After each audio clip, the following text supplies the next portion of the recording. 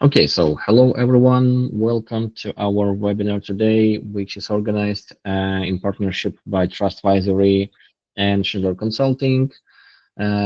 So today we have actually like two speakers. First, like myself and Deepinder Singh, the man behind the initiative called TrustVisory, which is a great thing. And so, Deepinder, I will simply give the floor for you to start and like tell us a little bit more about what you do, why is it important, and why we all value a lot what we all together do under your leadership. Thank you, Oleg. I really thank Schindler Consulting for inviting me here, and also thank Yana. So it is a pleasure being here, and I'll give because this is a like very like small session.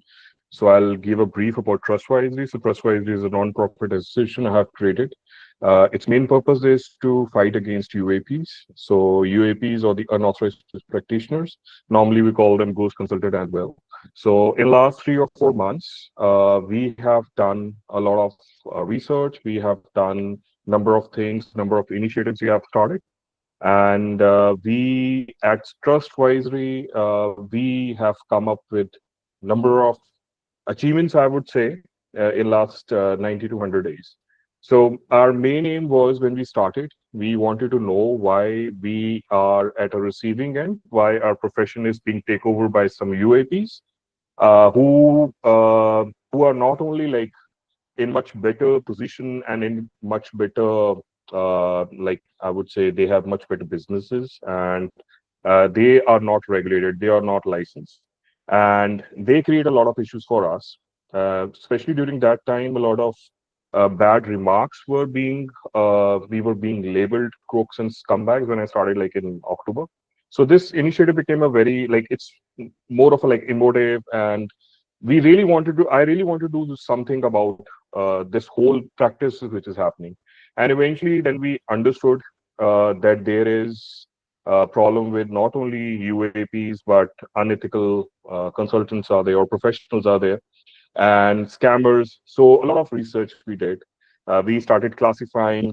We started doing investigations. So we did two type of investigations, like open source investigations. So whatever the data we were getting, we build a AI, artificial intelligence system, which incorporates, which makes a database, which understands the patterns and behavior. And then we did covert operations. That's level 2 investigation, where we were posing as a client to number of people who were doing scams.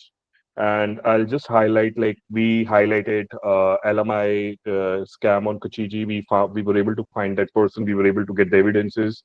We were able to take down his website, and we were able to set up some emails there.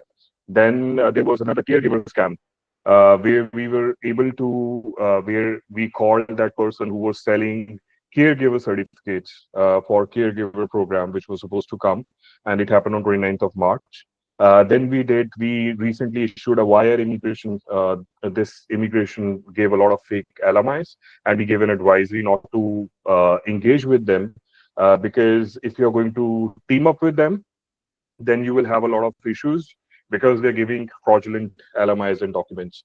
Then there were many online scammers who were making websites and doing different things. We were able to take those websites down, social media influencers down. So number of things we have done in this time. So our main aim, vision, or whatever, what I would say, like the main idea is, the target is that our profession should be only for like the immigration profession should only for licensed immigration professionals and ethical licensed immigration professionals. So we are trying to create some standards, some precedents. People should understand. Nobody engaged with UAPs before, but we keep on sending them emails. We engage with them. We tell them, don't do this. This is not your domain. It's our domain. We did everything to get this license. We are practicing. If you want to practice, just take up a license, fine. And we do a lot of categorization. There's a level 1 to level 3 where we see a UAP can take a license, and there are like level 4 or level 5 where the people have already committed frauds, or there is a serious apprehension of fraud, where our system detects that there is an apprehension of fraud, and we put that in our database. So we are doing everything which was unorganized into organized. And the best part, we are able to send the information to the provinces, to regulatory bodies, and we are trying to put pressure on them to do something about this problem because it directly affects us. Right now, the RCICs or even the immigration lawyers, they are not getting anything. They don't have business. We have competitors which we don't know. We have no jurisdiction in other countries. So this initiative is, I think, a requirement that was required from a very long time, and that is what we have started up.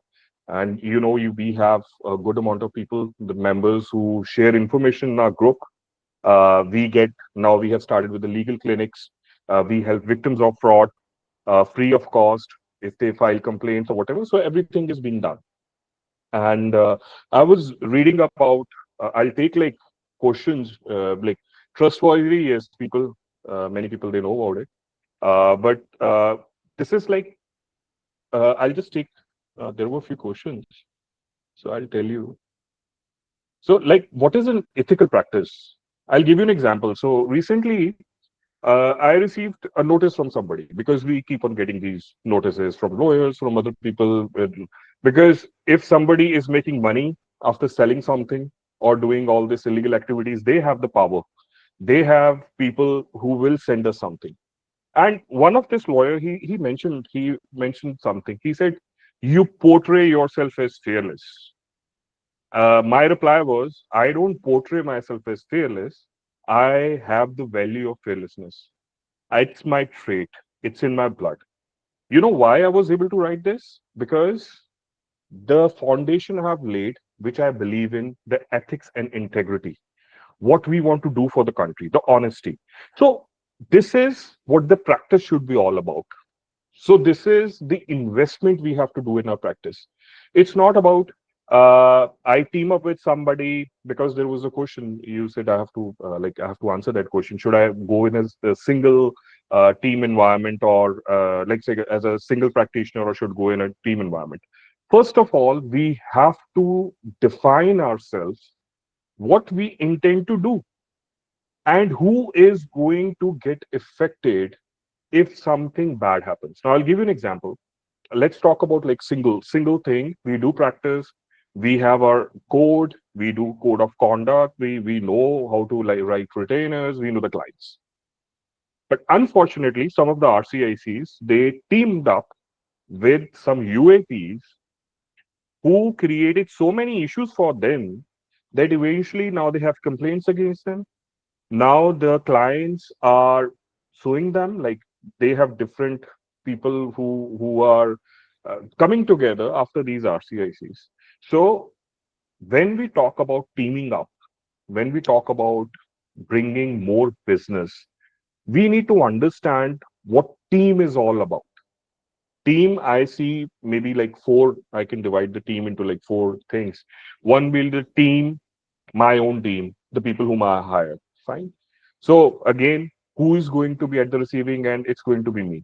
So right now, like these days, I'm talking about like three senses. Everybody has five senses. We know about the five senses. But now we talk about three more senses: legal sense, common sense, and nonsense. So if we are not going to use the legal sense and the common sense in our practice, it will become nonsense. So this is we have to see these values are incorporated not only in our team, not only with the partners. We need to protect ourselves because when something bad happens, nobody is going to come. Nobody is going to hold your hand. And this is what happens because when I'm not that much active in the group because all day I'm doing something. And when RCACs, they tell me, "Oh, please tell me which lawyer I should go to. This is what has happened to me, what I can do. Now I'm in trouble." They cry. I have heard people crying like on phone, like what we should do. I never did this, but I'm now in trouble. So just to safeguard yourself from all these eventualities, you have to ask yourself to what extent you want to take this practice. You have a power, you have a power to represent, fine. You have a badge or a license honor with you. Now take it to the next level. Create your own brand, create your own value. And value, as I mentioned before, as I was telling this lawyer that value is what my actions are. Whatever I want to define myself, that is what they will see. So whatever we want to showcase, that's what is going to happen. So coming back, so team number one, your own employees. So define the proper framework, what they should do, how much they should do, what they should tell the clients. Don't give them. I have seen so many RCICs, they are writing 100% guaranteed visa. This is what UAP writes. Don't do that. I'm a specialist. You are not specialist. Like, if you're going to say, I specialize in these cases, then give referrals. Tell them how you specialize in those cases, on what basis you're specializing. You have 4 years of practice, you talk about 20 years of practice. Why you lie on your website? Because if you have 4 years of practice based on your license information, that means the rest of the 16 years of practice is your UAP. So again, you're bringing liability to yourself. Be truthful. I'll tell you truth and honesty. We all think it's a utopian idea, and I'm talking about all, but it matters. That really defines you. That brings a persona to you. That brings speciality. That makes your practice special. Because everybody, all the UAPs, all unethical consultants, they are doing their patterns are same. Their behaviors are same. Their tactics are same. So in this market, in this business, if you want to stand out on these values, and it will certainly help you. The second team is your partners. If you bring somebody in, maybe he's an RCIC. If you know the code and you know the site RCIC, the code, and you're teaming up, just see you live by the code. Don't read the code, live by the code, understand the code. Code is for us. It's our profession. We have to think about the code. Regulatory body, they should not regulate us. We should self-regulate ourselves because we know the code. Fine. And the other is like UAP partnership. I would always say don't get into any agreements where you don't know. Don't team up with UAPs if you don't know. If you have the power to audit a UAP's practice, then only get into a team. Then only team up with them. If you cannot, if you don't have the power to audit their account for what they're doing, or you don't have a monitoring system, then don't do it. This is one of those professions which is so difficult to manage, and like the fraud can happen anytime. Even with your best partners, best UAPs, the fraud can happen. And who will be, again, I say, who will be at the receiving end? The person who holds the license. They have to. These UAPs, they make much more money. And the fourth team is AI. So these days we are doing a lot of like AI thing. AI will do this.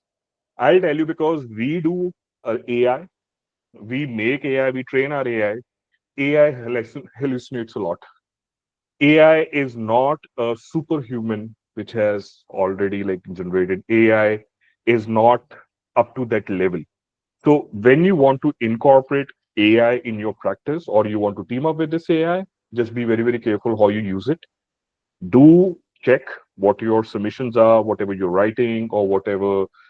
If you're using the AI to handle your clients, just be very careful what your AI is doing, because you never know. It's very unexpected which side the AI goes. So these are the like four levels of team, I would say. And talking about uh, the practice, talking about how you improve it. Improving is how you market it, how you brand yourself. Fine. We will try. What we are doing, our ambitious 100-day plan is that we talk to more and more stakeholders, we talk to more and more parties, and we get something for our RCICs. So my main plan is, I'm sitting at the back. My team is, we are communicating with number of stakeholders. We are communicating with number of people so that we get some contracts for our RCICs, where the immigration services should be exclusively like it should be done by the licensed professional. So if we can get that, that will be a much more improvement. Now, if we are not doing an ethical practice, it will be very difficult for us, especially for whatever we are going to do in future, or whatever things we are going to come up with, that to bring such people on board, it will be very difficult. Because what I see is the quality. which has like ethics as an like main ingredient, is much more important, right? So it is going to be something what TrustVisory is all about. This is building trust. So if you don't have ethics, we cannot build trust with anybody. So that's the basic value we are trying to find in. So just keep on doing what you're doing, do the marketing, do position yourself in the market, be very careful with your agreements, be very careful with your partnerships. You are the one who are the leaders, you are the one who are going to lead it. So take control everything, don't give your control, don't give your license, don't give your practice to somebody else, because whenever something bad happens, you will be you will be called upon, right? So I can take some questions, because mostly I talk about TrustVisory. I think TrustVisory now people mostly know, but I can come up with some, like, I can ask, I can take up some questions and I can answer them if time allows me. Sure, Deepinder. So, like at the end of the, so I suggest that we take Q&As at the end of the session, so we both can answer in case like there are questions to you or to me, etc. Uh, First of all, thanks a lot for such a detailed introduction and giving people more understanding why what we all do in the group is important and why we should keep continuing and why other people should join our initiative and to contribute more as we discussed recently. So like we are also already like thinking about steps how to take this to a new level in terms of actually establishing the maybe board of directors or maybe some initiative groups or some committees, etc. So like other not-for-profits, there are plenty of ways how we can all progress to do more and to fight for our occupation, to fight for our clients, to fight for our communities and for the country. No, like speaking of like just like wanted to add some few things. Maybe it sounds like very simple, but I still think it is good thing to emphasize. So several approaches how you can distinguish yourself from the very beginning, from the very start, with every client, with every case, with every type of work that you do. First, remember the very simple thing: we do this in the best interest of clients. Yes, we are paid for that, but we are paid for a good work. But remember that the first we were retained to defend interest of the client. This means that we offer the best program for the client, not the most expensive one. If the client can go through Express Entry directly, we will go directly through Express Entry. We will not charge them double to register them for a specific PNP to take longer time. If we know that we can do something better, let's do it. Second thing, I personally never submit any type of application without doing two things. First of all, when my case is ready, when I have all the package collected, all forms signed, all profiles ready, I literally send my client everything to their email and ask them, please review carefully everything. I don't expect you to be a professional in the immigration law, but I expect you to check all your biography, all your personal history, spelling, addresses, works, educations, travels, whatever it can be. And I literally demand them to provide in writing, hi Oleg, I have reviewed my complete application. Everything seems to be correct. Please submit the application.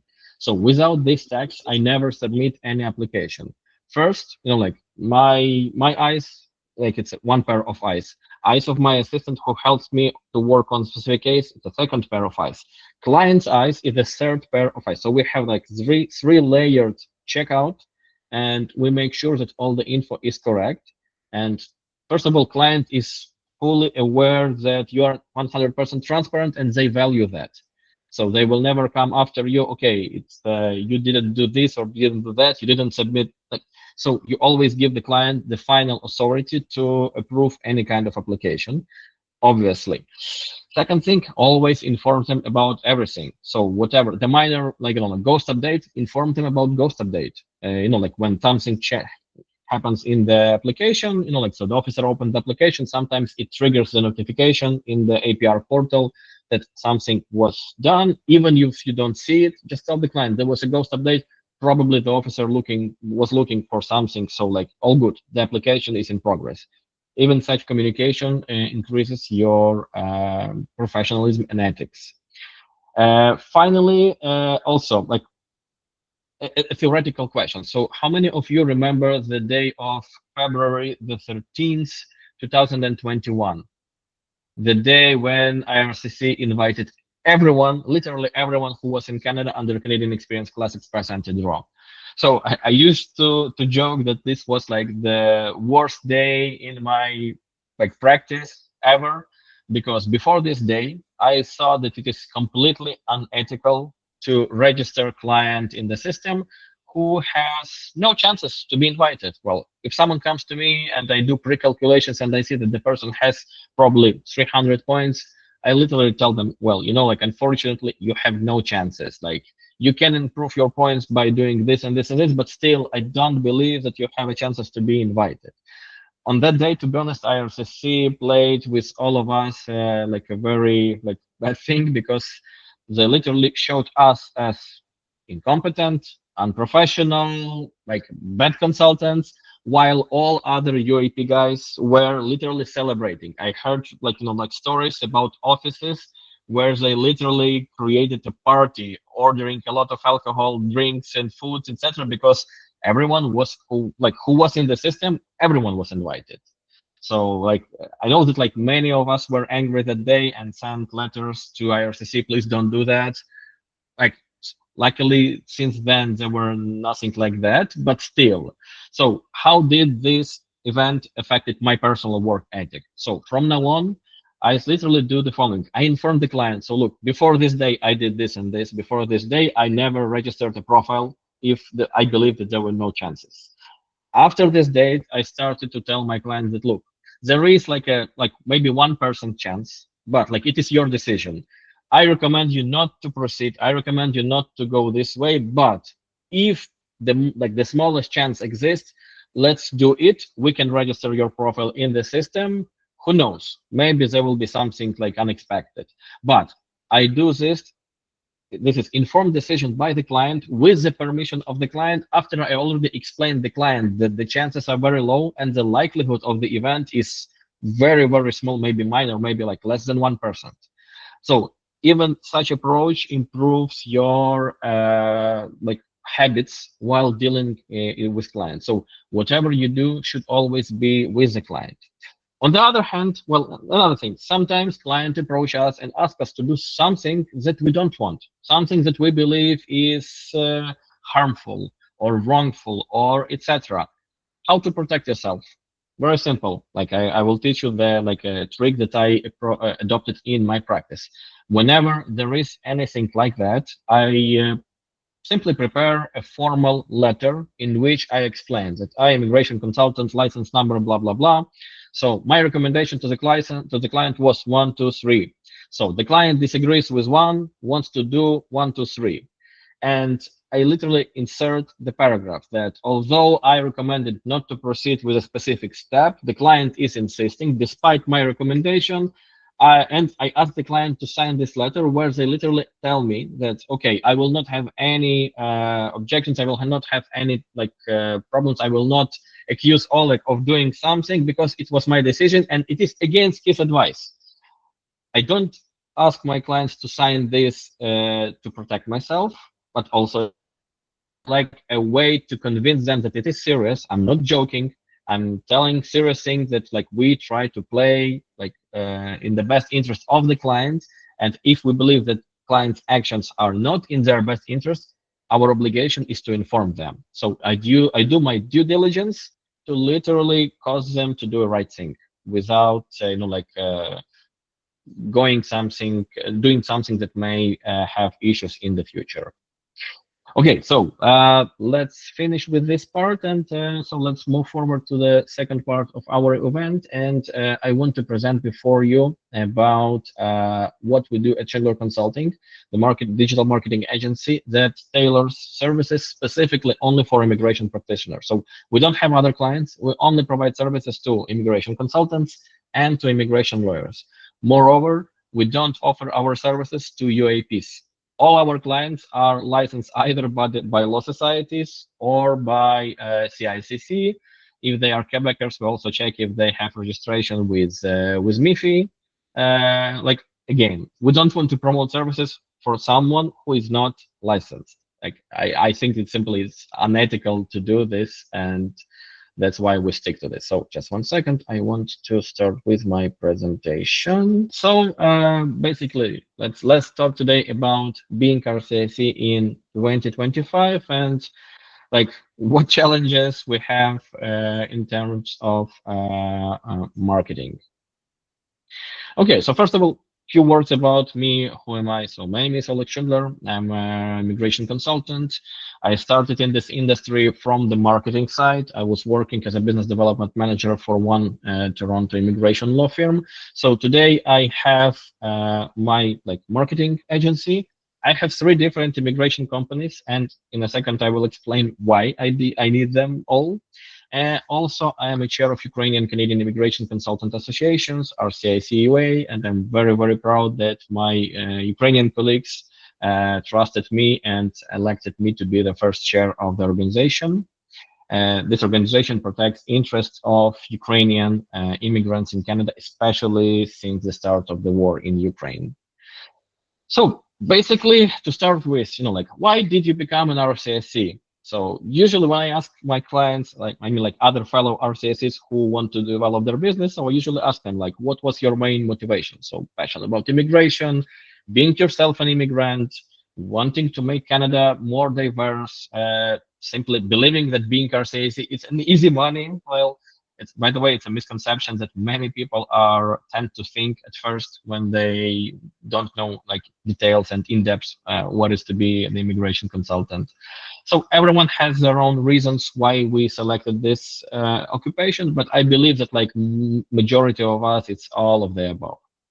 So is it possible to be an ethical RCIC and still be successful? Yes, definitely it is possible. And today I want to demonstrate you a little bit like based on my example and based on practices that we offer to other clients that are successful and ethical at the same time. So the key topics that we will touch today are the importance of content, efficiency, various marketing tools, some do's and don'ts, and at the end of the session, we're going to have the Q&A session with both me and Deepinder. So few words about me. So it all started in approximately 2018. As I said, I was a business development manager in Toronto, one big immigration law firm. So at some point, I realized that the niche of services for immigration companies is completely unoccupied. So regular digital agencies, they don't know how everything works in our industry. So they don't know what to offer to the clients. They offer practices that are not the most rewarding, sometimes very inefficient, sometimes even redundant. So every second digital agency tends to like run marketing campaigns where they do some false promises, not because they are bad actors, but simply because they don't know. They don't realize that we cannot guarantee the results, but they are very, very quick to post ads like, okay, 100% guarantee positive decision. No, no, no, strongly no. So we don't do that. So when I realized the scope of this problem, we started to develop something that will meet the goal and will help other immigration companies to meet their requirements in terms of new clients and to help them to develop and to grow. So I'm very proud today that today I'm not alone. It's not anymore like the small family business. It's a group of professionals that work with me. So Yana, our CEO, is today with us. Those of you who will approach us for services will definitely be in touch with her. She's like probably the most irreplaceable person in the company today. And we have a group of other specialists like copywriters, marketing specialists, SEO experts, web developers, designers, software engineers, and a lot of enthusiasm to help others. We truly believe that our industry is so big and our niche is so unique that we should not consider each other as competitors, solely as competitors. The reason for that is very simple. So on average, we have approximately 500,000 people coming to Canada. A simple math. If we take all those 500,000 people like annually, divide that, and let's reduce it by 50%. Those who do everything on their own. So we still have 250,000 people, and if we divide that amount to amount of licensed consultants, we can see that there is a room for everyone to have approximately several dozens of new clients annually in some cases even up to 100 clients annually. So like it is possible to cooperate. There is a room for everyone. And if you do it right, and if you build an ethical practice and efficient practice, you will have enough clients. Because like Canada will never like remove immigration. We will always have like, like a bread and the butter on the table. So, like the good thing about our industry is that internet allows us to work from everywhere. And if you ask me today, should I have a fancy office with plenty of stuff and meet people in person, or should I work from home from a home office? My advice is consider your expenses. Like what I did during COVID, I closed my office and we all moved to remote mode of work. By saving the rent, I increased the paychecks for my associates and it paid off. So people were more happy when COVID ended. We decided to continue working from office, from our like home offices remotely, and like we decided not to get back to the office at all because internet give us this freedom of working online remotely, like with everyone. So how can clients find about you? How can people find your name, your license, and to become your clients? So the best thing here is still whatever you do, word of mouth is still the best way to get new clients.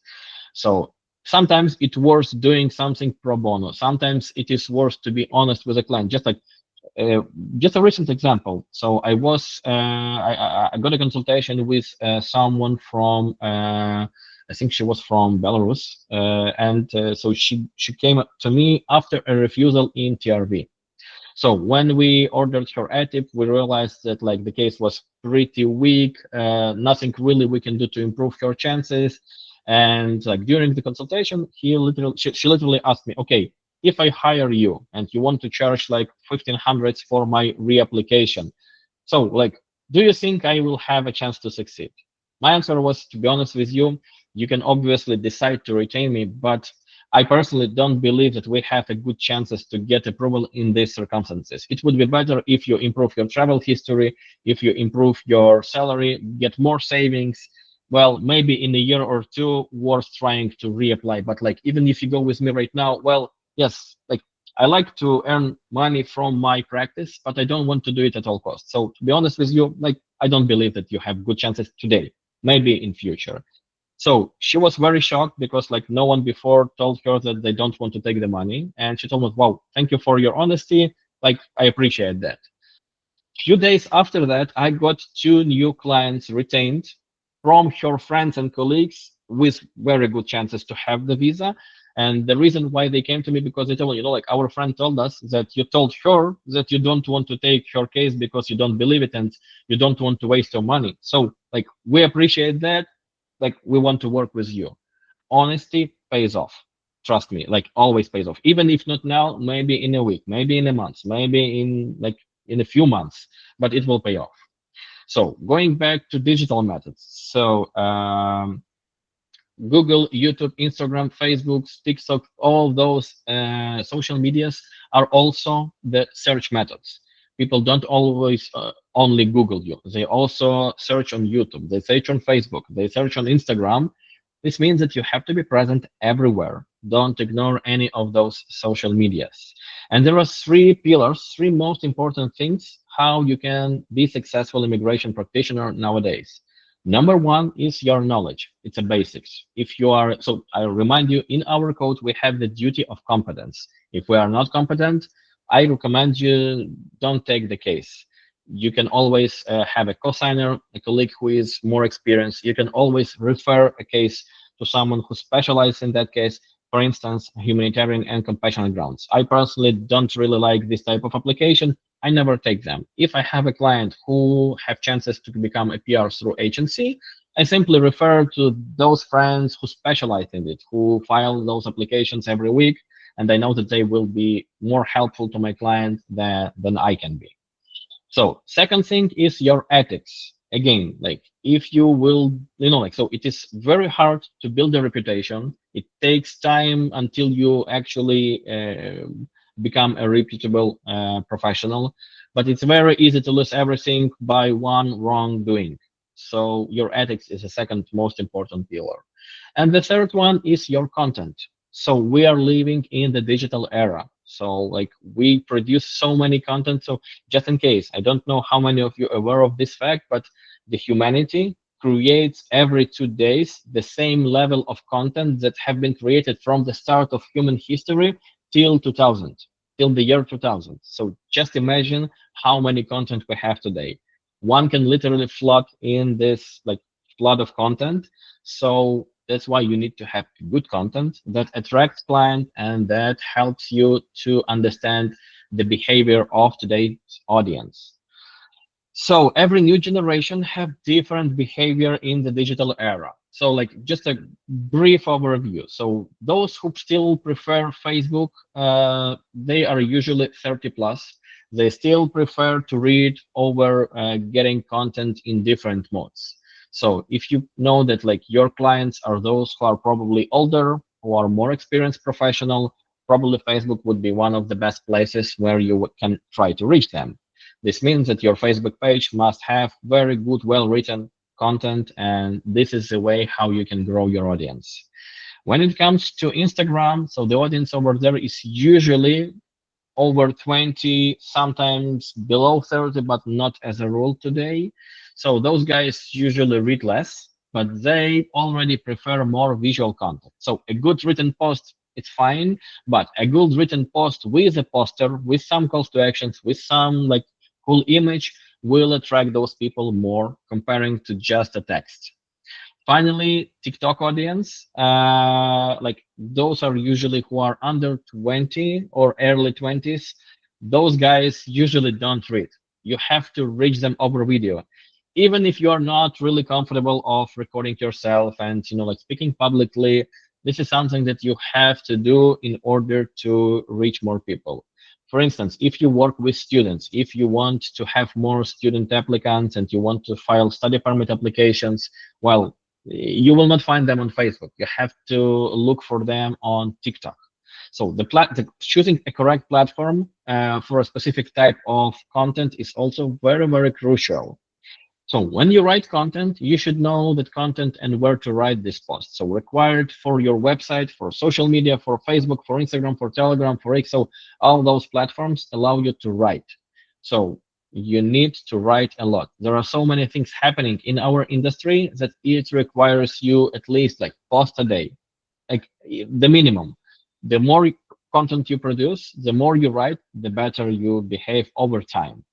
So in terms of visual content, it has to look good. You need to illustrate your posts. In some cases, you need to add some background music if you post, some reels or stories on Instagram, for example. So you need to become, like when you become an immigration consultant, in a way, you have to also become a little bit of marketing consultant, a little bit of search engine optimization specialist, a little bit of copywriter, like everything together. Finally, video content, as I already mentioned, you must appear on video. If you don't appear on video, no one will know about you. We have so many platforms when we can do so. We have YouTube, we have TikTok, we have Facebook, we have Instagram. You have your phone with you. You can record a video like today. So today we had express entry draw, just like even after our session. Make a short recording. Hello, guys. This is John Doe, immigration consultant. Today we had a new Canadian Experience class drawing express entry, and the passing score was 529. Check your profiles. Maybe you got an invitation to apply. If you need help with filing your application, feel free to approach me and leave your contact info. Even these kind of publications can help you to grow your business and to get more clients. Even if they will not hire you for full representation, they can at least book a consultation, come to you to the meeting to check the profile, to check the documents, to ask specific questions that the person cannot find in the official instructions. Now, I want to explain what is the biggest challenge we experience every day. So I call it the ice cream sale paradox. Uh, what is the idea? Everyone likes ice cream, so I almost don't know someone who is not really enjoying ice cream. And if we were not immigration consultants but ice cream sellers, our life would be way more easier because all we need is a hot weather, a person who likes ice cream, and our ice cream that we produce to sell to this person. it doesn't work like this in immigration consulting industry. So this means that like we need to have a different approach to how we market and how we advertise our services, because we have a very strong filter called eligibility. Even if we have someone who is willing to pay for us, like whatever money we ask for any kind of service, if the person does not meet the requirements of the program, if the person is not eligible, if the person does not meet the basic thresholds to register the profile, we cannot help them. We can only inform that you need to fix 1, 2, 3, but not in every case it is possible. If someone is too old for a specific program, we cannot help. If someone doesn't know the language and doesn't have the language test and is not able to pass this language test, we cannot register the profile, etc. So like using regular marketing approaches in immigration industry will not work. So where do I get content for social media? So it is very simple. We have two ways to get the content. Number one, we can write it on our own. Number two, we can simply order content creation from someone else and to delegate this, while like we concentrate on the everyday task and managing our practice. So like case number one, you're a busy consultant, or you have a lot of consultations, your applications need to be prepared, you have some applications that need to be submitted, but you still need to keep attracting new clients. If you concentrate solely on like existing clients and don't share some time with looking for new clients, at some point you will simply finish all the tasks and you have no new clients. So like it is a problem. Case number two, you are a newbie, you have just received your license, you don't have any clients and you're looking for them everywhere. So the common thing in both cases is that like how to convince potential clients to choose your company with the content. Your content is the key to success. If you are not like public, if you are not publishing things, if you are not writing posts, if you are not recording videos, no one will ever know about you. They will never come to you.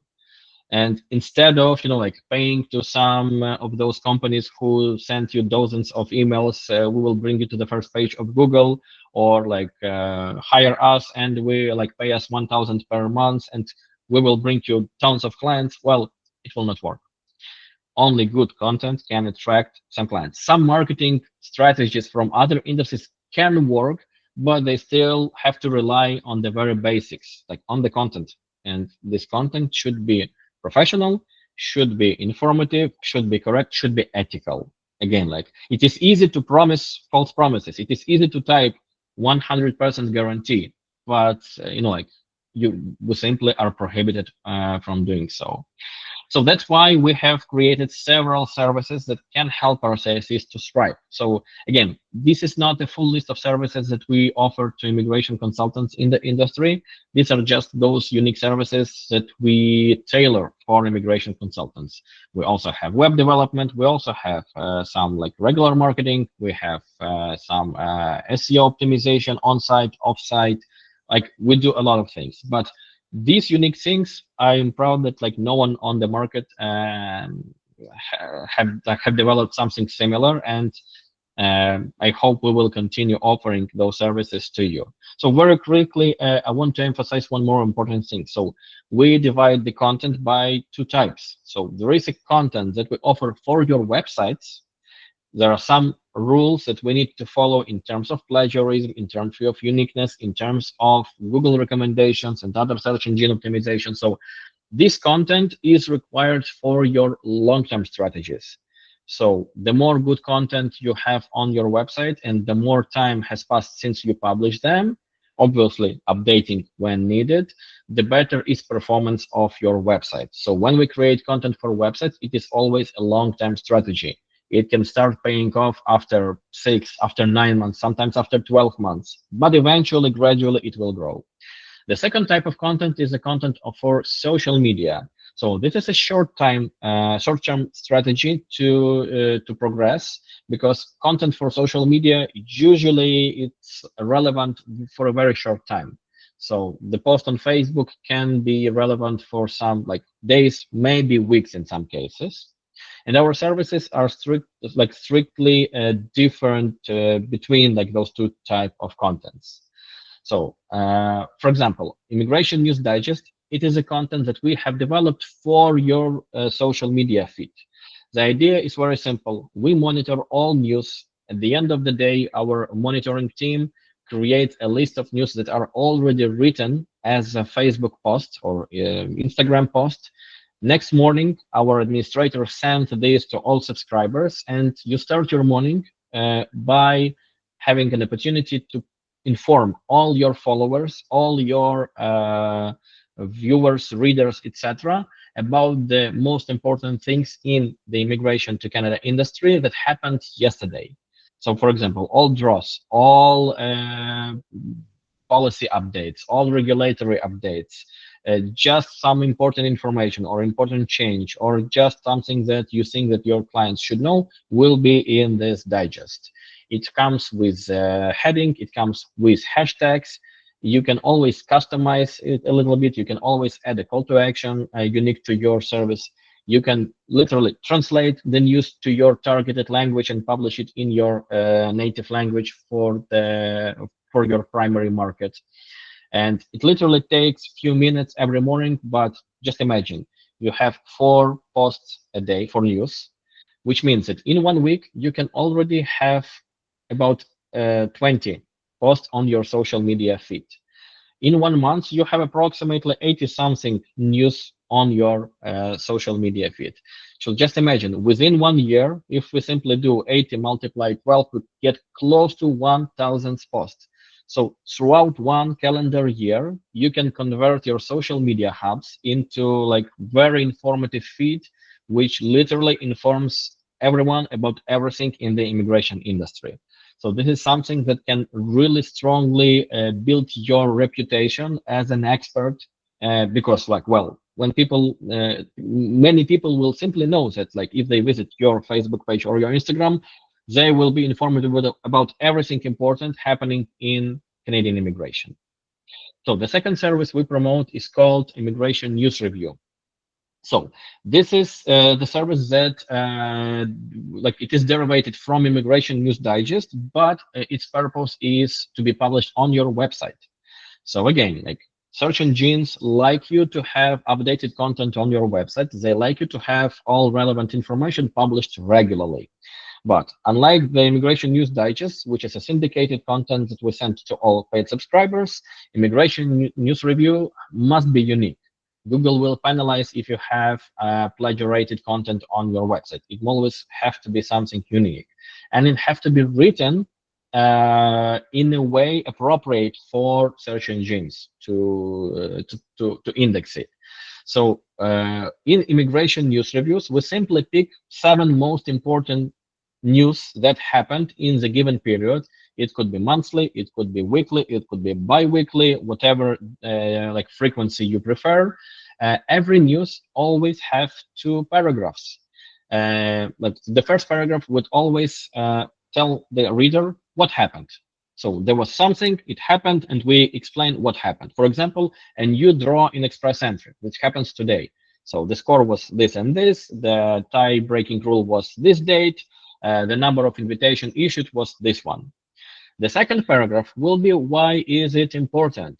So in this paragraph, we give more context or more important and relevant information that can be useful for the reader. For example, about the same express entry draw that happened just like 2 hours ago. So in the second paragraph, we will write that IRCC finally conducted a big invitation round for Canadian Experience class.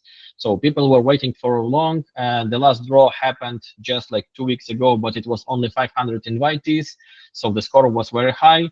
This draw, we already see that the passing score dropped to 529, having approximately 25,000 people with scores over 500 makes us believing that next draw the score may drop even lower. So please update your profiles. It's a good time for getting a new, more higher scores in your English, in your French, or etc. So the context. We provide them with the information why it is important, why you need to pay more attention to this news. So every client who orders immigration news reviews gets uniquely written, rewritten news on the topics they want. Since we have approximately 80 news a month, if it's a monthly issue, we literally offer our clients to pick topics that they want to have. For example, we had a client who is doing only OINP and express entry, and we only concentrated on those news for her immigration news review. The other client was working only with students. So for them, we were like catching only news that are relevant to international students. So in this way, we can customize your immigration news review. We can help you to brand it. We can, like find a good branding name for this type of publication. And if this publication is regular, your followers, your readers, your viewers will wait for it. They will know that every second Sunday you publish a new immigration news review with all most important things relevant to them. So again, like it's a very customizable thing that over time will help you to grow and to increase the reputation of your website. And I remind you, website is your digital office, open 24/7, 365 days long. So the third type of service that is somewhat unique for our industry, it's something that we call name-based SEO. What is name-based SEO? So SEO stands for search engine optimization. So whenever you Google something, you type a keyword. Your most important keyword is your name or your company name. So whenever someone is like wanting to, like, let's imagine the following situation. A friend refers to someone you as his consultant, but they want to check you. What will they do first? They will Google your name and they will see what information they can find out on the internet.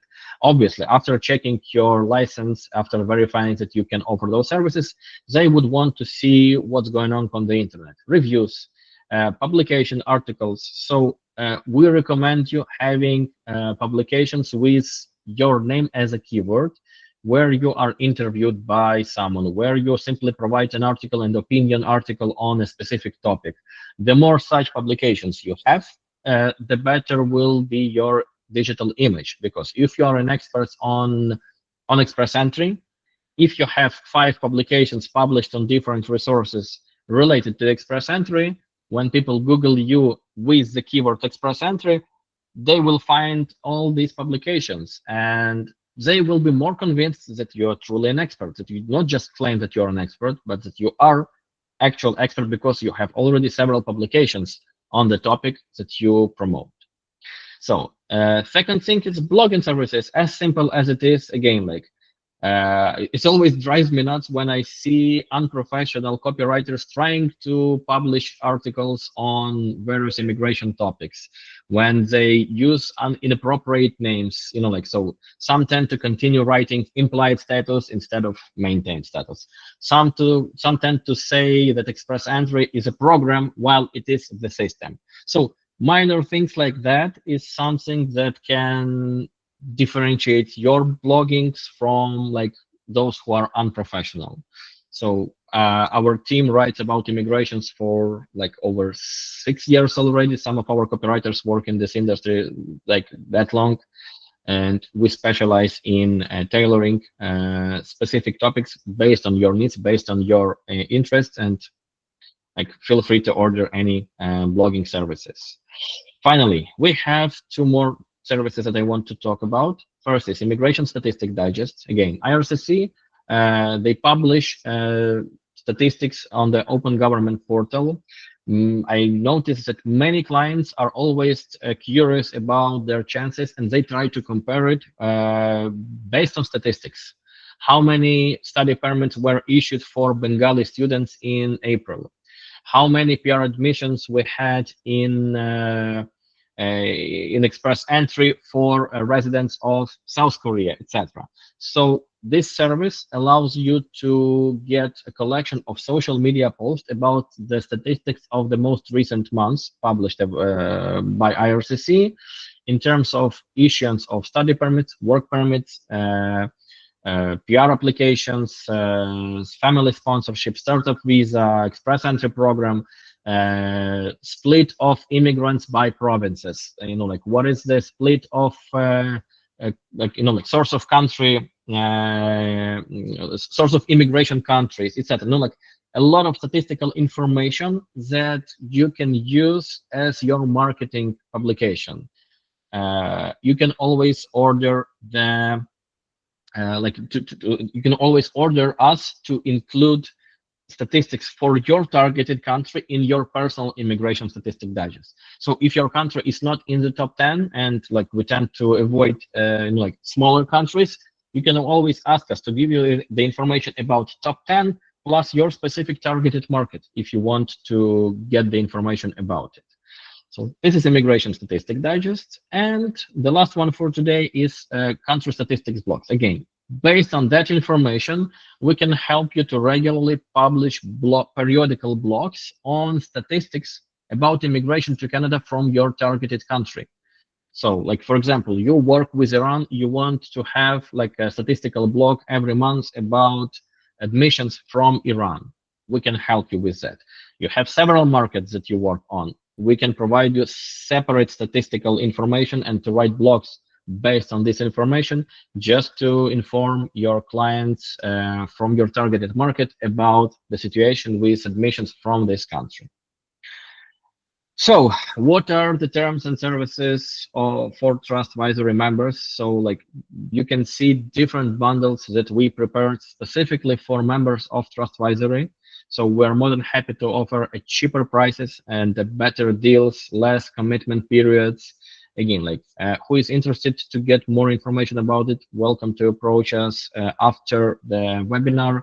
We'll give you more details about it, but I just want to emphasize that we offer exclusive prices for TrustVisory members comparing to regular prices that we have published on our website.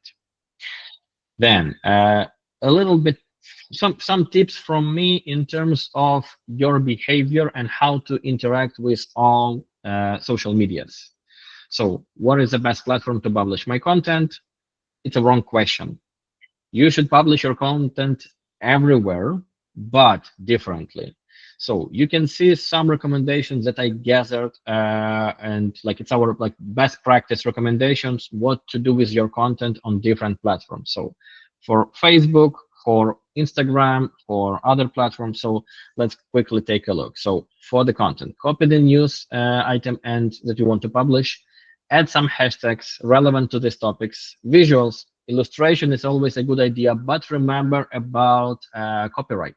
You cannot just take any image you want anywhere on Google.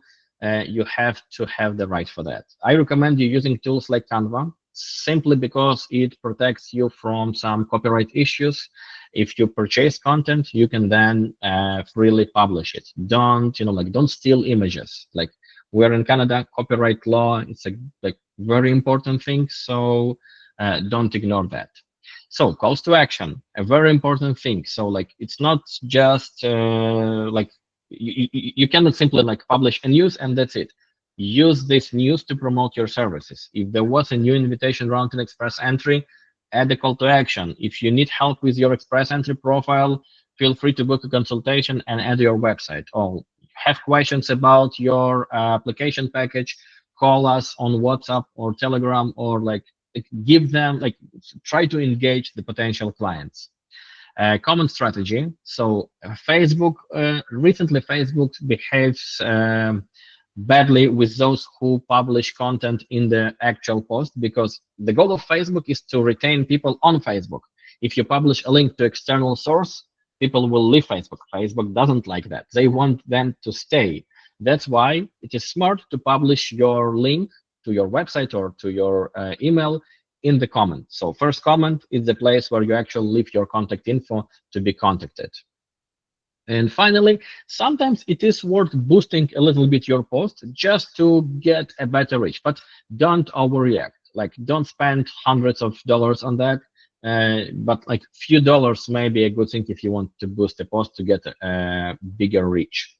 Instagram, so similar to Facebook, but slightly different. As I already mentioned, it requires more visuals. So hashtags, yes. So some visual appeals like emojis, definitely. Like calls to actions, of course. Like stories, Don't stick only to regular posts. Try to also publish stories. This feature like gives you a lot of additional coverage and reach. So don't ignore it. LinkedIn, okay, LinkedIn is a different story. Imagine that when we come to LinkedIn, we have to wear suits, we have to look professional, we have to appear as very strict. So it's not a place for jokes, for like funny emojis, etc. It's a place where we write more concisely, we use more professional writing. We don't add 20 hashtags. It's recommended to have just like few, maybe three, maybe four. Your visuals that you use must be more professional. So it should be, like in my example here, Canadian landmarks, architecture, like something that is intended to look more professional. Same applies to your calls to action. It must be more serious, more professional. So imagine for a second that now you are a big law firm and behave responsibly. So in terms of engagement, again, like you need to encourage likes, shares, comments, try to initiate conversation on the topic under your LinkedIn publication. Then what about X? X, it's a wild, wild west. It's really, especially like these days, but still there are some good things and good tips that you need to remember when you publish. So in terms of content, remember that we have a limit for characters. So you need to smart how to shorten your videos. Links, don't use full links, use various tools that allow you to shorten your links like Bitly, like other similar hashtags. Again, don't add too many of them, but try to be consistent. If you have a series of posts, remember to put that you have like a series of posts, like post number 1 of 3, 2 of 3, 3 of 3. Same about visuals, same about calls to actions. Telegram, again, like many people underestimate the importance of Telegram nowadays. So I can strongly recommend you to initiate Telegram channels where you can publish all the news that you produce, like your opinions, your thoughts. You can combine, like a news publications with your personal comments on various topics.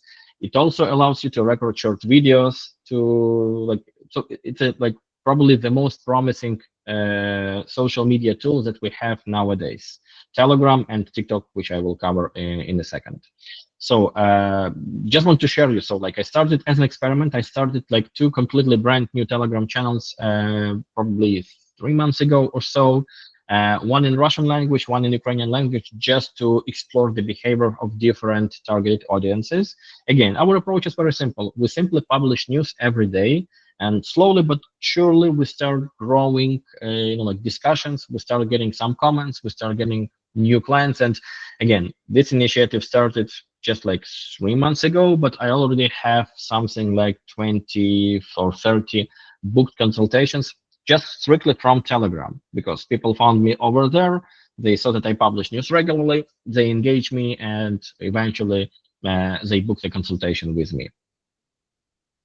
So finished with the written content. Now it's time to shoot a video. I already mentioned today. So after this event, please take your phone, record yourself, like tell the world about the new Express anti-draw and publish it. See a few days after that whether it has any reactions. I assume that you are going to get some reactions, even if you don't have a lot of followers yet. Like, just try it. So luckily, we have more than one platform where we can publish our videos. You can always combine publishing your video content both on your personal page and on your professional page. Worth sharing it first in your professional page and then sharing on your personal, then vice versa. But again, like try to speak as you are. Try to be natural. Try to, don't try to read the text that you have written. Try to imagine that you are on the consultation with a virtual client and simply let them know what's happening. Ask yourself a question and answer this question by voicing what you want to tell to the audience. Some general tips about content. So first of all, try to maintain a consistent posting schedule. So it will not work if you publish 10 posts today and no post in the next 10 days. It's better to have one post per day, two posts per day regularly, rather than a lot of posts and then nothing for a while. Cross promote content by reproposing for multiple platforms. So you have a Facebook post, create a story. You have an article on LinkedIn, republish it on your personal things. You have a publication on LinkedIn, share it to your ex, to your Instagram, to your Facebook, etc. Try to lead people from social media to social media just to increase the audience. Although social media have algorithms that analyze the behavior of your readers, and if they see that people were like reading one page then going to another, there is a good chance that those pages can be also recommended and your post can be recommended to more audience. Regularly monitor your platform analytics just to see the trends, just to see what is going on, whether you are doing right or wrong. So if you have a like big, like rich, but no results in terms of booking consultation, well, maybe something is missing. Maybe you don't have enough call to actions. Maybe you don't share how people can book a consultation with you. So try to always learn what is going on with your content. Try to respond promptly to any comment and messages. So like there is no worse, like nothing worse than ignoring messages. If someone approaches you and like leaves a comment, try to reply. If you see that the person is slightly like ask, let's say in this way, if you see that people want a free consultation in those messages, be polite and tell them, okay, like I can answer shortly, but if you want a detailed response, it is better to go to my website and book a consultation here. Give them the link. Many of platforms allows you automation of those responses. So almost on all my social media platforms, I have automation that when someone's text me, they get a response. Thank you for approaching me. I am busy at the moment. If you need a consultation, please visit this link and book a convenient day and time. It increases volume of sales very well. Finally, try to experiment. So it's not that there is a unique scenario for everyone. So you need to find your specific approach, how you bring the content to your readers. So try playing with polls, try playing with different type of contents like reels, like stories, like shorts on YouTube. Try to invite guests and make like video with someone else, with a client, with another colleague, with consultant. By the way, speaking of that, the easiest way to generate content is, I am pretty sure that all of you have some colleagues and friends with whom you cooperate on different topics. That's the simplest strategy to create content is invite your fellow RCIC, shoot a Zoom meeting between you two, discussing a specific topic. You don't need it very long. It could be 10 minutes, 20 minutes. And then both of you can publish it. You already have a content that you can use to grow your practice, to let more people see you online discussing some professional things. Remember when we started, I told you there are three pillars that allow you to be ethical and successful at the same time: your knowledge, your ethics, your content. So this is the easiest recipe how you can generate video content. So another thing is time and money. So again, like I don't have any like ideal answers to this specific issue, but you should think always about how you allocate your time for content creation, for social media, for consultations, for case processing, for family, and for yourself.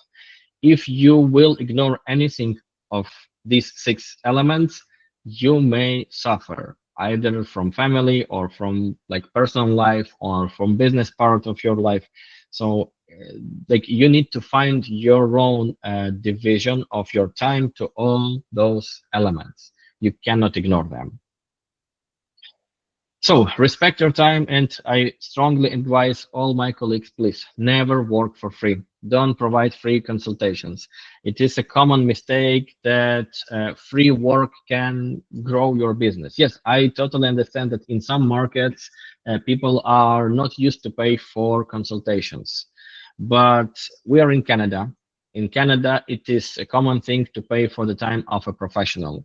When you go to an accountant, when you go to a lawyer, when you go to a doctor, you pay for the visit. And if you don't pay directly, your insurance pays for that. Same thing about immigration. Like if you work for free, you simply provide a bad like impression because you answered once for free. People will expect for the second time that you will again will answer for free. But the third time they will demand you to work for free. So like literally, don't waste your time for free work. It doesn't mean that you should not reply for free inquiries or again but like few posts, like communication exchange on the chat, like a small call with like 3-4 minutes like questions, that's fine. But again, like even in such call, tell the caller that, look, I really apologize, but I'm very busy. I have a consultation. Even if you don't, please go to my website, book a consultation, and we will be more than happy to like discuss your case and give you my advice in details. So encourage them, always pay for your work. After all, there are only two metrics how you can measure if your practice is successful. Number one is the number of your booked paid consultations. It's a very good metrics. If you got 30 calls but none paid to you, well, you spent a lot of time, but like your pocket is empty. But if you get like 30 calls and out of those 30 calls, 5 people booked the consultations, first of all, you would be happier to provide paid guidance, paid advice. Second, the consultation could be a way to sign a retainer agreement with this client. So the second metric is signing service agreement. Now, do you remember in the very beginning, I told you that I have a marketing agency and I have 3 other immigration companies. It's not because I want to have multiple identities. It's not because I try to, like play some games or to have like a kind of hidden competition between me and myself. Not at all. The idea was very simple. We have two main companies are our A/B testing. Whenever we have a new marketing practice, I always, and we have like like A/B testing before me. We literally try to approach A test on one company, B test on the other company, and then we see what works better.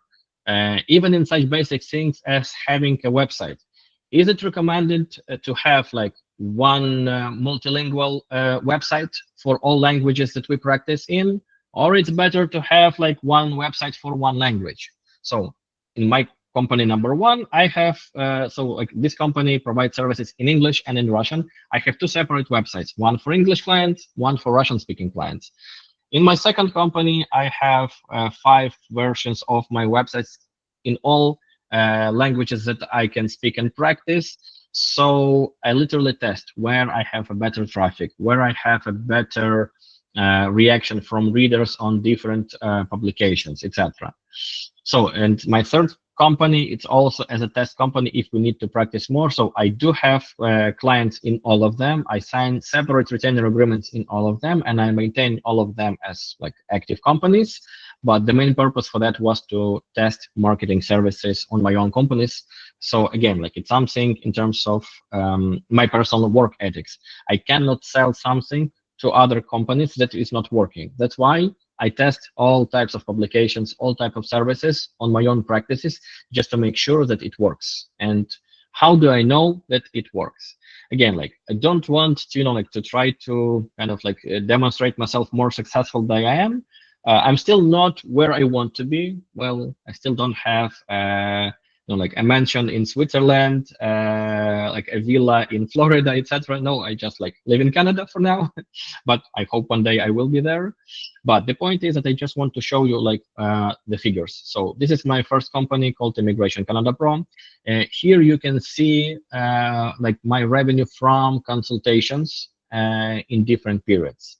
So like you can see here that like 2024 was a very successful year for consultations.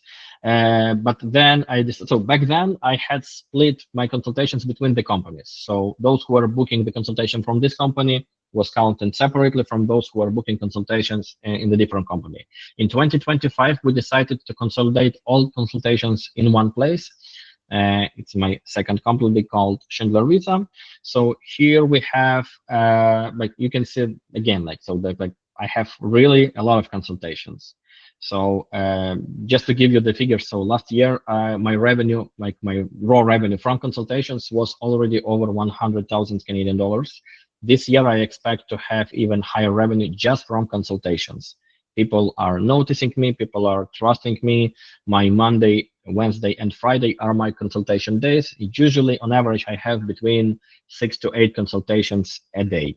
Tuesdays and Thursdays are days when I work with clients, where I have my webinars like today, where I deal with other tasks when I call to IRCC and work in my marketing business. So here you can see the numbers about my like approximate revenues. These are sales amounts that I have. Right, we have active cases, stuck cases, we have completed cases where we already finished.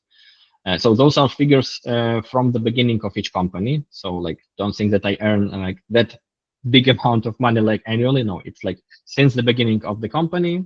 This is my second company again. So both of them have very decent figures that allow me to have team, to pay them decent salaries, and to afford like middle class life today in Canada. So That's, these sorry to are, interrupt. That's the tip yeah. of the iceberg, Mr. Schindler. Maybe you should elaborate more on efficiency, time usage, and effort and attention that goes into every service and every client. And I'm sorry to interrupt, but it looks like literally tip of the iceberg. Oh, he's so successful. He had been doing this for 4 years, for 3 years now. And this is the numbers that it presents. From my experience in the last, my God, year and a half, had it been that long? Yeah. It's a never-ending rush of ideas, of energy, of personalized approach to various kinds of projects. Every client gets their own time and dedication, and it's simply unbelievable. I personally suggested that we make some kind of cloning technique for that kind of technology, because we have been discussing with several of our clients actually that are not just issued license consultants. I myself, an IT person, I'm not a registered immigration professional, thank God for that, because I have children and personal life and some type of my parents, because otherwise it's just mind-blowing how much time it takes in dedication to every case management, every item, every immigration story that comes up on your map. It looks like, oh, consultation, oh, express entry case, oh, work permit, or extension of work permit. No, behind each and every one of those, it's a story of a family that life quality and life, sometimes in general, if you look at the history of the last 2.5 years, that their life had been saved and changed, and it's just mind-blowing. But I cannot do that. And I realize that I cannot do that. I work with immigration industry for the last, my God, 7.5 years. And when you look at that, you have a certain process. You are not let's say, in the first year of a practice, but you can feel that you're stuck. You can feel that you pay so much money to promotion. You dedicate time to your technical side of the business, which is, again, looking at search engine optimization, at the website, at the inquiries that are coming this way, and the social media platforms. And then artificial intelligence comes up, and then technology jumps up into something completely different that sometimes sounds like a pure insanity. And it creates such an amount of pressure on you when you simply have to focus on one thing, literally. Subject matter expertise, your savoir-faire, si vous voulez en français, and dedicate your time and efforts and energy to improving your competence in immigration, in getting real answers to actually real people that are coming in sometimes such horrible situations in life that even when they come to the consultation and they express their situation, when you describe which scenarios should be applicable to them, where is their eligibility segment, in which kind of immigration, maybe for their children, maybe for them, they don't absorb that amount of information because they're under such pressure. In that particular case, when you appear to be a competent professional that will never come and say, okay, you come from a fairly wealthy background, you're willing to pay for business immigration 150K, sure, I'll do it. And then people get screwed, pardon my French, and in English and whatever other languages that we speak. And you kill your professional reputation in just one single bit. On the other hand, when you look at your process, take a week back. look what happened. What have you done? And then simply try to change an angle, the way you look at it, and think, okay, I have a click button on my whatever that is called the website, that is called book consultation. What happens afterwards? If you don't understand that, and you're not supposed to understand that, you're not a technical person. Now, I'm not talking about everyone, right? But if you miss a certain piece of information and it's a fog, or it makes no sense, we're happy to help, first of all. Second of all, it will sometimes just literally sweep so much dust from underneath carpets that don't even have to be there. And then in about a month, you will look back and think, oh my God, I have been wasting so much time on this crap that looks like apparently marketing, but it's not efforts that lead me to my return on investment. And in this particular time, it's not your money that is invested, it's your time that you cannot recuperate. You can recuperate money if, God forbid, you default on something. You can always get back on your feet, regroup, and, shoot another shot. But time, you know what? You cannot recover that. You cannot recover time with your family. You cannot recover time with your kids. But you can look at it in tinier bites. Don't just take a whole watermelon and try to swallow it. You will suffocate. Tiny steps, baby steps. Take a look at it, because it's a huge iceberg. And when you have this kind of presentation, oh, that's the summary of Schindler Consulting. Hello. Do you know how much, and if you look at your own practice, it's your own iceberg. There is so much effort in it. Just to finish this license, it's a mind-boggling exercise. For most of you, from my end, it's a chapeau to the professionals that take care of other people's lives. And just, that's the angle that it should be presented at. Sorry, Oleg. I shouldn't be talking Well, I'm actually almost finished with the presentation. So basically, I just wanted to share with you, and you see, so I'm not afraid to share things openly. First of all, I want to just demonstrate that everything is genuine. But at the same time, Yana is completely right that behind this, it is a lot of work, planning, and time spent. So my ever dream is always to find ways what else I can automate, what else I can delegate, what else I can do to simply reduce my time, because it's always very hard to dedicate enough time for everything. And when we're joking about cloning, it's true, because really sometimes I tell that, okay, I want to have one clone that will be a good husband to my wife and will spend time with my family. Another me will be immigration consultant specialist, and the third me will work in my marketing business. And it's really, really challenging to combine everything all together. Okay, which one of you is going on vacation, eh? Oh yeah, and the first me will going to vacation. Perfect. Yes. So perfectly. Thank you for your attention. Sorry for it took a little longer than I expected, but I would be happy now if you have any questions to me or to Deepinder. Feel free to ask your questions. We are more than welcome. We're more than happy to answer those questions. So again, the goal is to be ethical, but at the same time successful. Successful, but at the same time ethical. Do you, if anyone wants to ask something, feel free to simply to tell or to type in the chat. Hi, Deepinder. I have a question regarding when it comes to an ethical practice, right? Let's say if I have a client for who, I processed an LMI application and it has been approved, and one of my client is kind of looking for the similar opportunities, and if I direct that person directly to the employer so that the employer can go with the interview, and if they like the person and they wanted to hire that person, and I will be doing their work permit for that and LMI application. What's your take on that? Is it ethically right, or what's your comment on that? So let's talk about the LMI job offer you're talking. Fine, the process. So when we talk about LMI, Yeah. So you know it very well. It's like labor market impact assessment, right? So there is something what employer has to do before applying for the job offer. That's to find somebody. They have to run advertisements. So for bona fide job offer, the employer has to do certain things.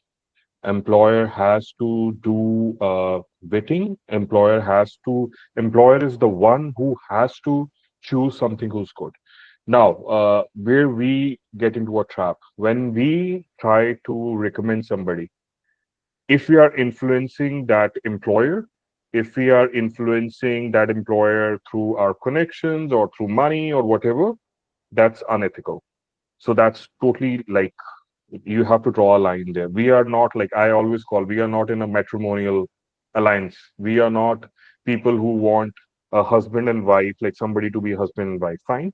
But if you're sending somebody your resume, if you guide your client, or if you know somebody that they can apply through a genuine process, whatever the process that employer has started, I don't see, because there are recruitment firms also. Many RCICs are recruiters as well.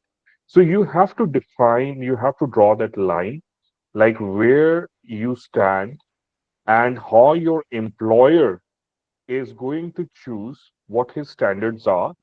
And after, once your employer says, okay, I've done interview, this is a nice person, you recommended good one, okay, all good, and it's going to be really good for my organization, it will be beneficial, then it's all good. But if you're going to put pressure, or if money is exchanged or anything like that, then it's all unethical. Fine. So it's all like, again, it's the bona fide, it's the genuineness of the job offer.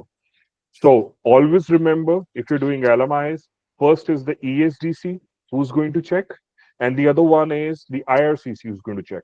So both the officers, they have the power to reject work permit by IRCC under the genuineness, and the LMI by ESDC under the genuineness. So the genuineness criterias, they should be implemented, and they should go through the whole process. Right? I hope I can answer. If you have something else, I can answer that too, because I've done number of LMI, so I know Mhm. where it And goes and how I it goes. But just want to, yeah, I just yeah, want to add one more important thing to this, the whole process of LMA. So always remember to invoice the employer, that only employer is paying for LMA. It is a service for employer, never by the client. employer The based. employer has the right to cover expenses of his employee for work permit. That is a good thing. And I always encourage my employers to do this for their workers, because I tell them, okay, so like you are, after all, it's a good start to collaborate with this employer, that you help them to move, you help them to get the documents. Vice versa, it's strictly prohibited. So yes, you have two separate, you can have two separate contracts, with one with employer, one with employee.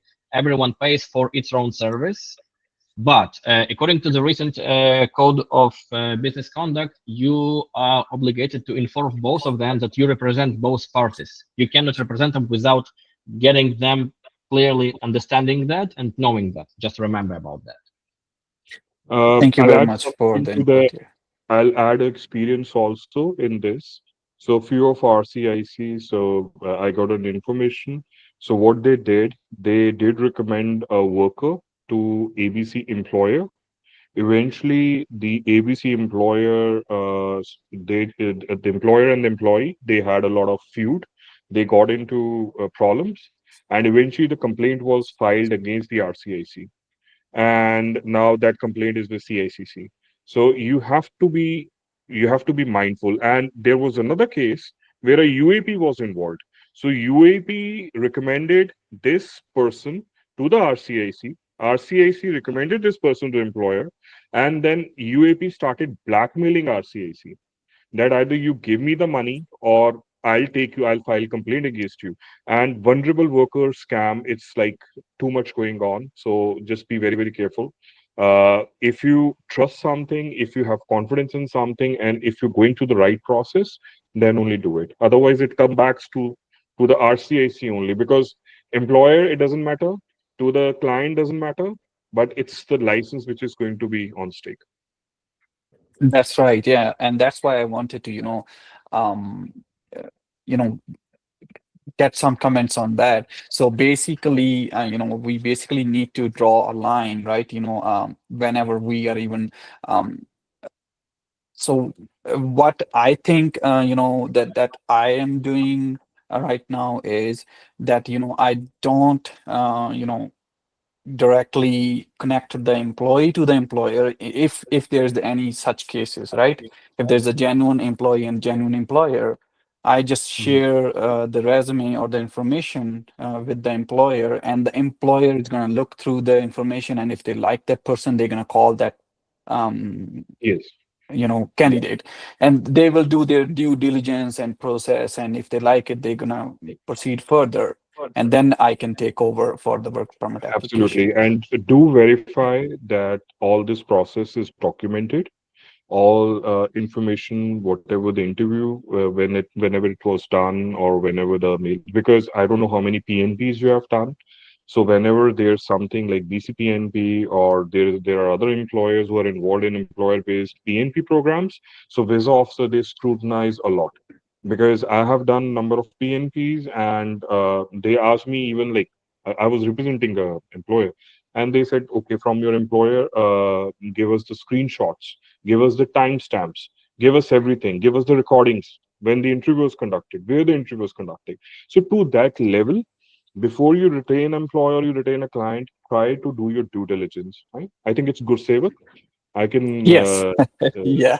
yeah, I can recognize your Yes. voice. Yes. Yeah, Thank you very much. yeah. Yeah. Yeah. No, it was really nice session last time. Yeah. Yes. So be very careful. So what you have to do is you have to anticipate what things can come back to you. Fine. Mhm. Just draw the things and be very, very careful. Because I'll tell you again, the RCICs are the most vulnerable lot. They are very, very vulnerable, because That's we are right. being regulated and anybody can come back and they can file a complaint, and we have to pay for it. We have to hire a lawyer. We have to Mhm. go for all that, I would say, the tension, the stress which is going to bring in. And then Yes. these clients or these employers, they can go to any extent. They have no liabilities. We are the one who are in all kind of liabilities. So be very careful and just keep all the evidences and keep yourself safe first before you Mhm. go for any recommendations or referrals or anything. Just do your due Yeah. diligence. Just document everything. Thank you very much. I think we are in between a sandwich. So Yes. Oh yes, yes. And we are the one. We are the faces. Like everybody blames us. We don't even do that's anything. And right. when we talk about LMI, I always say, where is ESTC? Where is the employer? Where were the That's CPAs? right. Now banks have come in. Now banks will also do. Some people in the banks will do certain things. Where are all those people involved? The client who's paying so much of money. They're paying like $50,000, $60,000. It's money laundering. Yes. Money launderers are there. Yes. How are you transferring that money? Now everything comes back to consultants. They say, oh, consultant are the superhumans who are doing everything. They are the one who are the crooks, they're the scumbags, because they want a scapegoat. So this is, I've been telling every person, every licensed professional, safeguard yourself, because we are the faces. They are not, they cannot go against anyone. They are not going against anyone. I don't know what the problem is.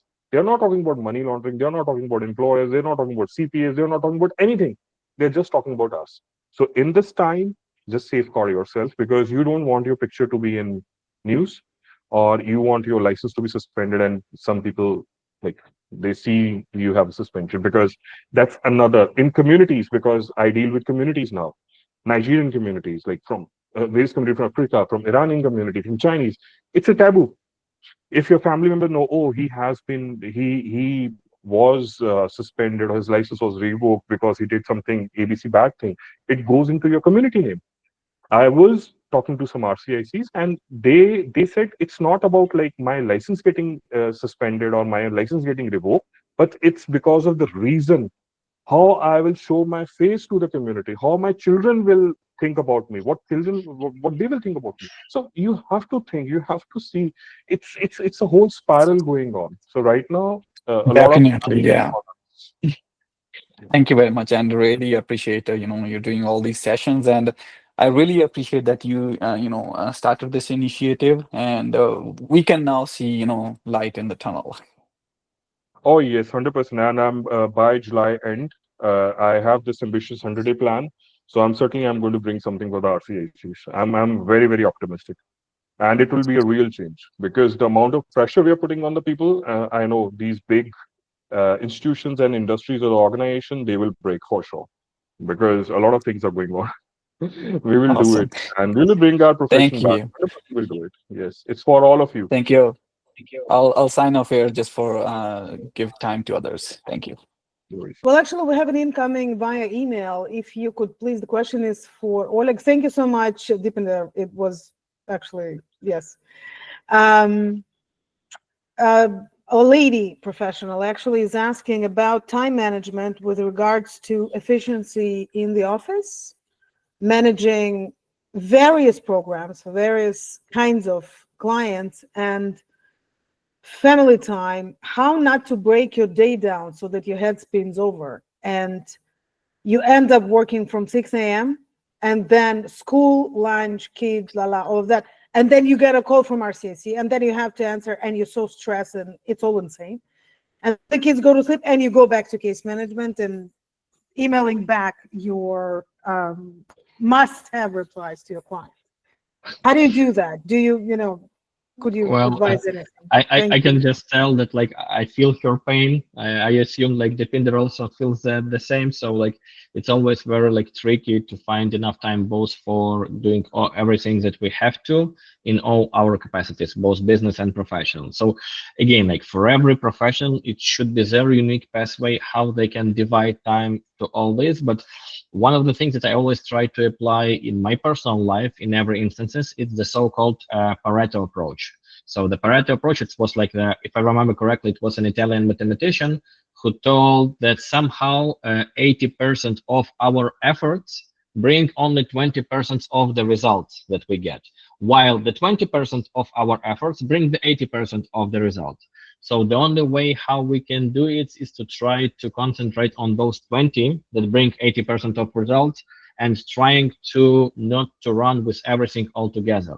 So for instance, if you specialize in specific type, like let's say if you have a like recruiting practice and you work a lot with LMAs and a lot with employers and with work permits, don't try to at the same time to like dedicate the same amount of time to students if you get only 2 or 3 students per year. Like it is not like, don't try to be expert in everything. Try to know a little bit about everything, but everything about something specific. Concentrate on a specific niche. If you see that like most engagement you have with specific services, try to dedicate your time to that.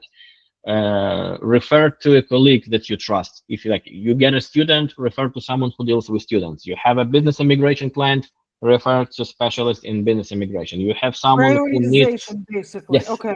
So try to concentrate on specialization. So this is number one. Number two thing, again, try to learn new things, AI, technologies, applications. Try to find things that will allow you to delegate tasks to someone else. For example, like in my practice, I see it is as a very important like a fundamental thing for me. Personal contact with all my clients. I cannot imagine day when like someone on my behalf works with my clients when I don't know any details about the case. Like it's a strict no, it's a taboo. I really try to be able to communicate with every client personally, but obviously my time is limited. So I have a case manager who will contact the client, who will have them sign the agreement, have them sign the form, the user rep form, have them provided all documents, information, etc. So when I get the case, I already have all the information collected. I saved like hours of my time. I review everything. Then I personally can contact with the client and discuss some details before we proceed with application submission, for example. So personal touch is important, but delegation has the same importance. And automations, so tools that can make things working automatically, like install some, or like we have Calendly on our website that simply allow the clients to book a consultation, pay for the consultation. They are like the system creates Zoom event or Google Meet event, sends them notification. So all of those things, like when I started, I did it like manually. I wasted like at least like 30 minutes for every new client, for every new booking. Now everything is done without my involvement. It comes automatically to my CRM, and I simply get notifications about all steps that are that happened. So like I would say that basically prioritize versus delegation versus element of control, if you will. Yes, Thank you. I exactly. will reply. Thanks. Thank you. Okay, guys, do you have any other questions? Feel free to ask. Or if you can think of anything now, feel free to email our email, which Yep. is the marketing point of connection. And we're more than happy to answer. Plus, you can always subscribe to our newsletter. And we'll be happy to cover any subject matter that you're looking to find answers to. Yeah. So, okay, if no one asks questions, Deepinder, I would ask you something. So, can you please share your more details about next steps in the public realm that TrustVisory is doing? Maybe someone who is watching us now will know that they can join the initiative. Maybe they can provide more materials. Maybe they can participate in in communication, in signing petition, writing emails, and investigating can you share how other members of the community can be helpful in this initiative? As far as TrustVisory project is concerned, so any member who has any kind of idea, any kind of initiative that comes in the mind, we are going to support them. So yes, a lot of members, they want a signature campaign to be there. We also did a campaign like where we symbolically fine all the parliamentarians. We send them a $10 ticket that you have to pay the ticket. If you're not going to do anything against the fraud, then you have to pay. So it was more of a symbolic thing. We want them to hear our voices. Yes, we can contact the MPs. We can come up with more campaigns. We can also connect with the other stakeholders, other people who have similar interests. We can go to the public as well. So any idea, anything that comes, this platform is for everyone and they can use. As far as the reporting is concerned, whatever investigations we were able to do in last 3 4 months, it was reported. It was anonymous reporting, and we get a lot of reports, but then we have to make sense of that report, like what it is. Then we have to get into our investigation. So keep on reporting, keep on giving us database. I was telling in my group yesterday that whatever is being reported in the WhatsApp group is being analyzed. It's being investigated. Don't think if you're not relying, we are not replying, or we are not putting a mark. It doesn't go anywhere. It goes into our database, and our investigators, our people, they see to it what is happening. I'll add to it regarding the marketing perspective. We were able to understand how the patrons and the other UAPs market. So this is a very, very important information, because on one side, these UAPs are your number one competitors. They are very good businessmen. They have very good business acumen, and they have very strong marketing teams. So what I'm coming up with is I'm going to give data, I would say, or maybe some uh, information that will be helpful to RCIC, so how they can market, how what kind of we talk about, SEO, like the marketing in the Google. So the commercial intent, long intent keywords. So what behavior, what they are searching, what they're trying to do. That and we are going to come up with a plotter as well. So that information we are going to give to the RCIC. The plotter is where they advertise, which audience they advertise in, what are the demographics, what are their interests. Because when we talk about Instagram, when we talk about Facebook, we talk about all these platforms. So we have to see which audience we are tracking. So we have experimented a lot in last 4 5 months, and that data we can publish so that the RCICs can benefit from that data, because we should not lose sight. It's the same market where UAPs are sitting right now. It's our market. So we have to take that market back. What to advertise, how to advertise, where to advertise, that's something what TrustWisely is going to do like in near future, because now we know what is happening, where it is happening. So that information, it will be the gold mine for the RCICs for marketing perspective, like what works and what doesn't work, because UAPs are in this business from years and years. They have Yeah, perfected their techniques. I'm not talking about their false claims. I'm talking about how they market and how they reach the audience, because we don't have those many cases, but they do have. The only difference, they are using fake licenses, or they are impersonating that they have a license, or they just give a feeling that they don't require a license. So, but we can learn from them as well. So we can learn from these ghost competitors of ours. We can learn from them how to better market ourselves. We have to take our market back. So this is something which is going to come up soon.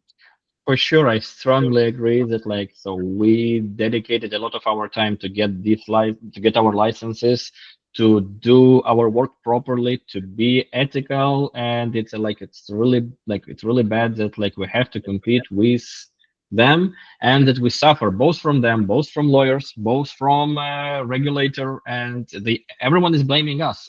Take even in the media. So like whenever something happens, they don't distinguish between immigration consultant and UAPs. And every time we fight with them on that, but like we have to fight. We have to defend our profession. No, yes, you're totally right. I'll add to this. Even the institutions, the universities, the colleges, the organization, they don't support us. Yeah, They want to support uh, the source from where the money comes. They don't talk about ethics. They don't talk about anything. I have written letters to a number of organizations and asked them, I said, do you have any code of conduct? Do you think what ethics is all about? You are giving jobs to the people who have committed fraud. You're giving them money. You're giving them resources. You're giving the source to do more frauds. You have no responsibility whatsoever. So it's not only these regulatory bodies or the government or other, but everyone who wants to make money, they are making money without caring about others. So this has to stop. This is our profession, and we have to take our profession back. That's what my this time slogan is. We have to take our profession back from all the UAPs, no matter what. sure, definitely. Perfect. Okay, so guys, we're almost at 3 o'clock Ontario time, so I assume it's time to finish. So we had a like 2 hour event. I really appreciate your time that you joined us today. We will share a link to the video later on, probably tomorrow or like in 2 days. Uh, Great time, Deepinder. I really admire you for starting the initiative, and thank you for allowing us to participate in this event and to engage members of TrustVisory. That's why when we discussed with Yana like all these things, we saw that okay, so like for members of TrustVisory, we need to offer better terms, better deals, simply because like all those guys are already seeking to be ethical, meaning that like if you work with such clients, it's a long-term relationship because like we all do things rightfully. It And will you're not fighting a good be. fight. So Yes, eventually it will bear and results and you will we clean the support the pool. cause, Yeah, you'll clean the pool. definitely. And we're No, happy I'm to help in really any way. Plus, thank you so much. Yes. No, I'm really thankful for giving such an informative session, and I learned a lot. And I'm really Thank you. thankful that you invited me here, and we had this collaborative session webinar for the people who are there in the trust advisory. So yes, if they see the benefit, they should take the services, and they should improve their practice. So I think a lot of techniques will be really helpful for them. And Mhm. plus, we will be doing it, and we will keep on doing it what we are doing, because what we have started is not going to stop, and we will do it, and we will reach what we intend to, where we intend to, right? So that's like ethical professional for everybody. So, and Mhm. that's good business. So I'm really Perfect. Okay. calling me So that. thank That's you, good everyone. business, literally. Yes, that's good Yeah. business. Thank you everyone for joining us today. It was a pleasure having you on this webinar, and stay tuned for the next events. I hope we will have more events in the future on different topics, both about marketing, about like challenges that we face, about proper ways how to deal with those challenges, etc. Okay, Thank you, thank you everyone. Take everyone. care. Bye Take bye. care. Thank Thank you. you. Bye bye.